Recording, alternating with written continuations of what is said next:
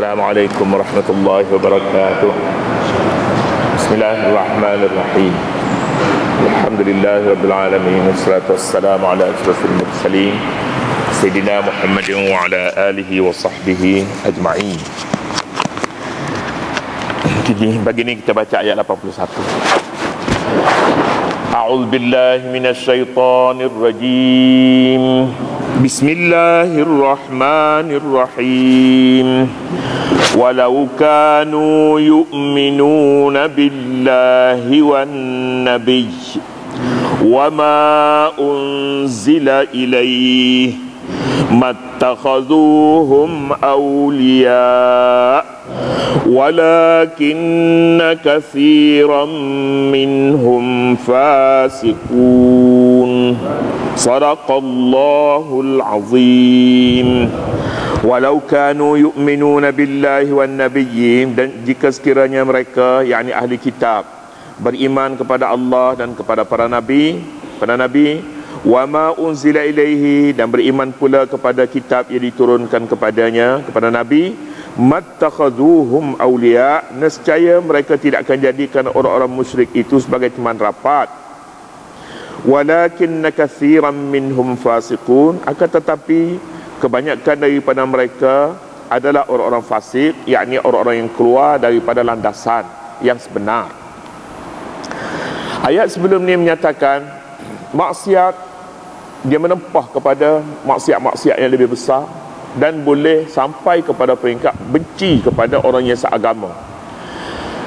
Maksiat bermula daripada dosa yang kecil, tetapi dia menambahkan kepada maksiat-maksiat lebih besar dan lebih besar lagi, sehingga akhirnya dia benci kepada orang Islam. Ini dia, barang dijauhi Allah. Ini mula berlaku kepada orang Yahudi. Yahudi merupakan orang yang pengikut Nabi Isa dan dia setia kepada Nabi Isa. Tetapi apabila dia mengingkari apa yang disampaikan kepada Nabi Isa alaihissalam, maka bertambah-tambah pula. Akhirnya dia boleh membuat suatu pakatan dengan orang Nasara, orang sama-sama dengan orang kafir, untuk menghapuskan Islam. Padahal Islam adalah selari dengan ajaran yang dibawa oleh Nabi Musa. Tetapi oleh kerana mereka ini terlalu benci kepada Islam, sekalipun Islam itu adalah lanjutan kepada agama yang disampaikan oleh Nabi Musa alaihissalam, mereka rela segala-galanya. Yahudi membuat pakatan dengan orang Nasara yang merupakan musuh ketat kepada mereka. Nasara, Kristian musuh ketat bagi orang Yahudi, tapi dia boleh bekerjasama untuk pukul orang Islam. Mengapa demikian? Berpunca daripada dendam kesumat yang menebal pada mereka. Dendam kesumat itu datangnya daripada maksiat dulu. Lu'inal ladzina kafaru min bani Israil ala lisani Dawud wa Isa bin Maryam. Mereka dilaknat zalika bima asaw dulu, kerana mereka derhaka, kerana mereka berbuat maksiat. Jadi oleh kerana itulah, maksiat ini dalam ajaran agama kita, walaupun kecil, perlu bertobat segera, supaya dia tidak lama berada dan tidak menjadi karat. Maksiat kecil dia akan meninggalkan karat, kesan. Kemudiannya apabila lebih besar lagi, 2 karat, 3 karat, akhirnya dia hilang habis. Dia makan besi tidak ada lagi, tapi yang adanya ialah karat. Oleh yang demikian, perkara ini sangat berbahaya sebenarnya kepada hati nurani seorang Muslim. Ayat ini menyatakan, walau kanu yu'minuna billahi wan nabiyyi, kalau sekiranya mereka itu beriman kepada Allah dan beriman kepada Nabi, beriman kepada Nabi Musa, kalau mereka itu beriman, mattakhazuhum awliya, mereka tidak ambil orang kafir itu sebagai teman rapat mereka. Tetapi oleh kerana mereka tidak beriman kepada Nabi, orang kafir yang menjadi lawan, yang menjadi kawan kepada mereka. Semua yang ada pada orang kafir itu baik-baik belaka, cantik-cantik semua. Tetapi apa yang ada pada orang Islam yang sama seagama dengannya, dia lihat semuanya huduh, tak cantik semua. Segala keburukan itu ada pada orang Islam, wal'iyazubillah, dilihatnya. Segala kemajuan itu semuanya pada barat maju semua sekali. Masuk dalam tandas, tak ada air dalam tandas nak basuh pun, semuanya ni cantik habis. Cantik. Inilah satu keadaan yang amat mendukacitakan, kerana sudah terbalik sepatutnya orang mukmin yang beriman kepada Nabi, dia akan lihat orang Islam ni semuanya cantik. Kalau kita sedar Islam satu perkara, orang Islam satu perkara yang lain. Tidak bermakna orang Islam itu Islam ada padanya, tidak. Tetapi sekurang-kurangnya kita akan lihat iman ada padanya. Kita bertemu padanya pada perkara-perkara asas, pada asyhadu an la ilaha illallah wa asyhadu anna muhammadar rasulullah. Di situ yang pertama. Kita bertemu dengannya pada kiblat yang sama. Kita bertemu dengannya pada tempat ibadat. Ini perkara yang besar. Kemudian ada perkara yang kecil lagi itu. Perkara yang kecil itu perkara kecil berbanding dengan akidah tauhid ini. Tetapi seorang yang sudah karaknya begitu tebal semuanya, dia tak nampak. Tak nampak orang ni sama seagama dengannya, sama kiblat dengannya, sama masjid dengannya, sama cara kahwin, cara mati semua sekali. Tak nampak, tapi dia nampaknya dia lain yang baik. Lain hak baik. Dia nampaknya hak bakar mayat lebih baik lagi. Bakar daripada ni. Ini satu perkara yang sangat menyedihkan. Ayat ni menyatakan kalau mereka itu beriman, mereka tak jadikan. Ini musuh ni sebenarnya ni. Musuh daripada awal lagi sampai akhir mereka musuh. Tapi mengapa Yahudi dia boleh pilih sebagai kawan? Sepatutnya dia pilih orang Islam. Sebab dengan orang Islam dia bersama. Lanjutan kepada Nabi Musa dulu terus Nabi Isa, kemudian pergi kepada Nabi Muhammad. Sama. Ajaran asasnya sama, akidah tauhidnya sama, nabinya sama. Jadi kalau begitu mereka tak ambil orang lain, ambil orang Islam untuk berteman rapat. Tapi mereka tidak, sebaliknya mereka ingin hapuskan ini. Mengapa? Kerana pertama sekali kerana tidak beriman kepada Nabi. Dosanya di sini puncanya, mattakhazuhum awliya walakinna katsiran minhum fasiquna. Tetapi kebanyakan mereka ini fasik. Kebanyakan mereka sudah keluar daripada landasan. Bila mereka keluar daripada landasan, hidayah tak nampak. Mereka pergi kepada satu jalan lain. Tak masuk jalan hidayat yang boleh menemukan mereka kepada jalan kebenaran. Kebenarannya ialah Islam. Orang yang ada kitab, orang yang berpegang, orang yang percaya kepada semua Nabi adalah lebih baik daripada orang yang percaya kepada sesama Nabi. Nasara dia tolak Nabi Muhammad, dia percaya kepada Nabi dia.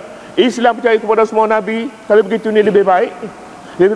Lebih mudah dia cari titik persamaan. Sebab dia percaya kepada Nabi Musa, Islam.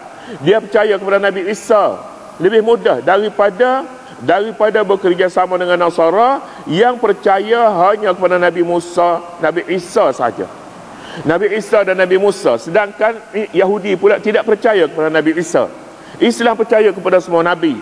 Jadi ini lebih baik sebenarnya, lebih mudah. Tetapi masalahnya, masalah bukan masalah agama.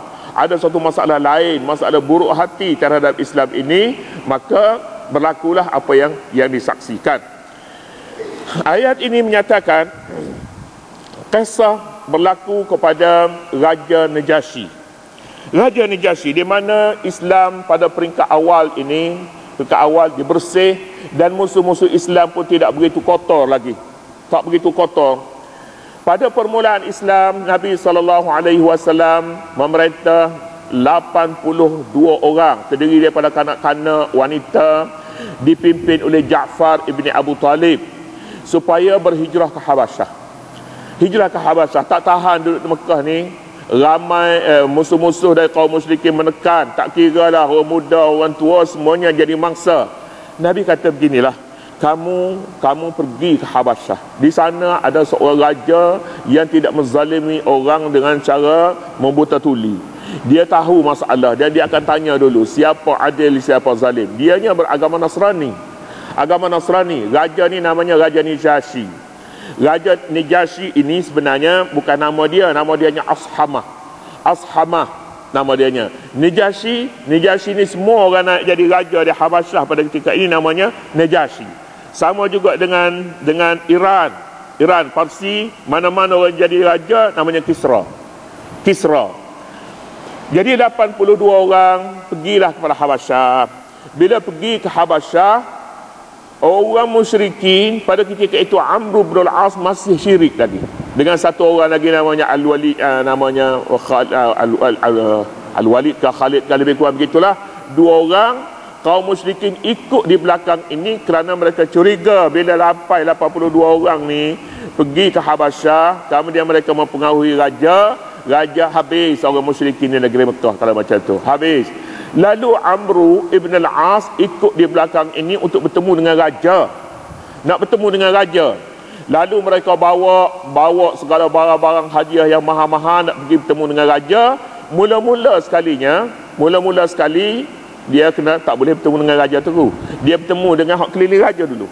Hak keliling Habasyah dulu. Kena bagi pada orang ni dulu hadiah baru boleh masuk. Dulu pun macam tu juga.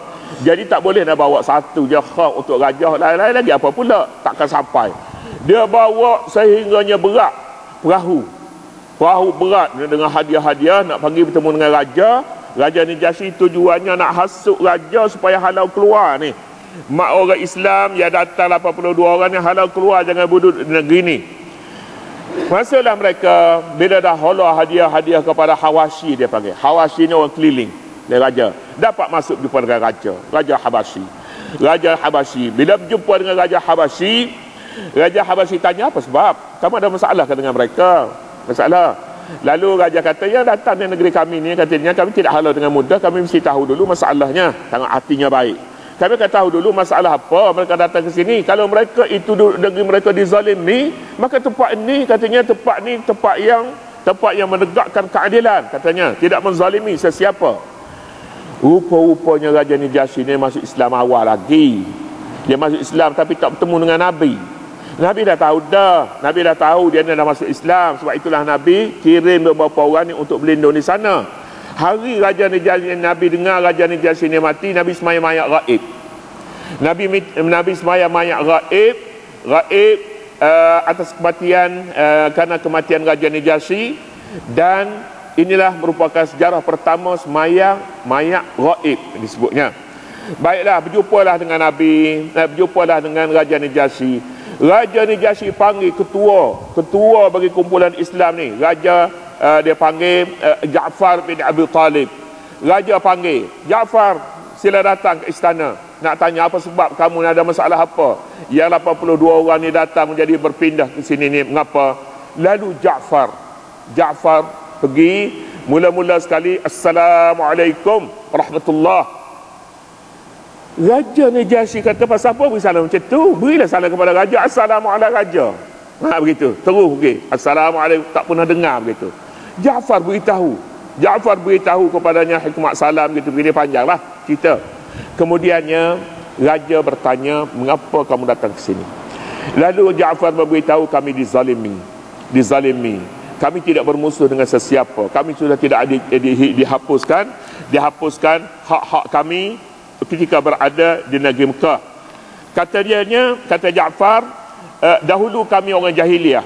Kemudian selepas daripada jahiliah, waktu jahiliah dulu, kami semua berhala, kami makan bakai, kami melakukan zina, kami bunuh, minum arak, kami memutuskan hubungan rahim dan sebagainya. Sekarang kami telah memperolehi pemimpin baru, yakni Nabi Muhammad sallallahu alaihi wasallam. Kemudian kami tahu keturunan dia, amanah dia dan baiknya hati dia. Dia menyeru kami kepada Islam dan sebagainya. Lalu kami masuk agama Islam.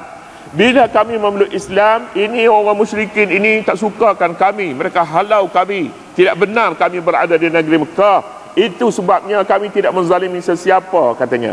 Kami tidak bunuh sesiapa, kami tidak mencuri harta sesiapa. Kata Raja Najasyi, kalau macam tu katanya, memanglah, kata Raja Najasyi, kalau ada orang yang dibangkit daripada Allah Subhanahu wa taala, bangkit menjadi nabi, macam itulah dia bercakapnya. Macam tu. Dan macam itulah musuh yang akan ditemui. Kemudian katanya, duduklah di sini. Duduk di sini. Sebab apa? Sebab walaupun benarnya Raja Najasyi walaupun dah disogok dengan berbagai-bagai hadiah, tetapi kebenaran iman ini yang menjadikan Raja Najasyi bertindak secara adil. Secara adil. Duduklah di sini, katanya, kami akan lindungi kamu, Raja Najasyi. Duduk. Kemudian barangkali selepas daripada tu, Raja Najasyi pun dah tahu berkali dia ni nak mati. Daripada ni nak mati, dia pun hantar baliklah. Dia kata, kami tidak boleh lindungi lagi kamu, katanya, sebab tidak diketahuilah sebabnya. Barangkali Raja Najasyi tidak dapat nak lindungi ini kerana kuat sangat tekanan daripada musyrikin ini. Tekanan. Jadi tekanan demi tekanan, terpaksa mereka ni pulang semula. Ini kisahnya. Dan ada lagi beberapa kisah yang lain yang menyatakan tentang Raja Najasyi ini. Dikatakan Raja Najasyi ini memeluk Islam secara senyap-senyap. Dia tidak bertemu dengan Nabi, tetapi hatinya sudah beriman kepada Nabi sallallahu alaihi wasallam, dan dia masuk ke dalam setengah orang beriman. Nabi semayang mayat gaibnya. Kemudian selepas daripada itu baliklah mereka ini, dan tidak berapa lama kemudian raja ini pun meninggal dunia. Setakat itu, sebelum daripada Islam sampai ke Habasyah secara rasminya, sebelum Islam dapat memerintah Habasyah. Ayat ini diturunkan mengenai orang-orang yang seumpama ini, iaitulah mereka yang mengetahui kebenaran Nabi. Dia tidak akan memilih sesama orang kafir untuk berteman setia. Dia akan pilih orang yang beriman kepada Nabi, kerana inilah sebenarnya mereka orang-orang yang jujur, dan mereka ini boleh diharapkan segala rahsia, perbincangan, perancangan yang mereka ingin lakukan. Katanya dalam ayat ini, sekiranya mereka beriman kepada Allah dan kepada Nabi serta apa yang diturunkan kepada mereka, nescaya mereka tidak menjadikan orang-orang musyrik itu sebagai teman rapat mereka. Akan tetapi walakinna aktsarahum fasiqun, akan tetapi kebanyakan daripada mereka ini orang fasik. Bila orang fasik ni, orang fasik karatnya sudah menebal, dia tak pilih orang Islam, dia pilih orang kafir juga, pilih orang kafir. Dan ini pun sikit sebanyak barangkali kita pun kena lihat semula lah kepada diri kita. Kita nak pilih orang dah pilih lah orang Islam juga, nak bagi kereta ke, patutnya macam itulah. Tapi kadang-kadangnya kita kata tak puas hati dengan orang kita puas hati dengan hak luar juga. Ini sikit sebanyak kita telah melakukan satu kesilapan sebenarnya, kesilapan. Tapi dengan satu kesedaran yang kita sebut tadi, Islam satu perkara, orang Islam satu perkara yang lain lagi pula. Kadang-kadang orang Islam ni dia pukul kita balik, ni tak tahannya, pukul balik. Jadi oleh kerana itu maka kita pun ambil sikap berwaspada sebenarnya, kerana dengan orang yang seumpama ini kita salah, kita kata Islam, orang Islam itu mestinya Islam ada padanya, tiba-tiba tidak, tidak ni jadi masalah. Jadi oleh kerana itu ayat ni sebenarnya menegur mana-mana orang yang tidak memberi kepercayaan kepada orang Islam, mereka lebih percaya kepada orang bukan Islam. Ini satu kesilapan yang berpunca daripada karak maksiat yang ada pada seorang itu. Kemudian seterusnya, la tajidanna asyaddan nasi adawatan lil ladzina amanu al yahud wallahu subhanahu wa ta'ala.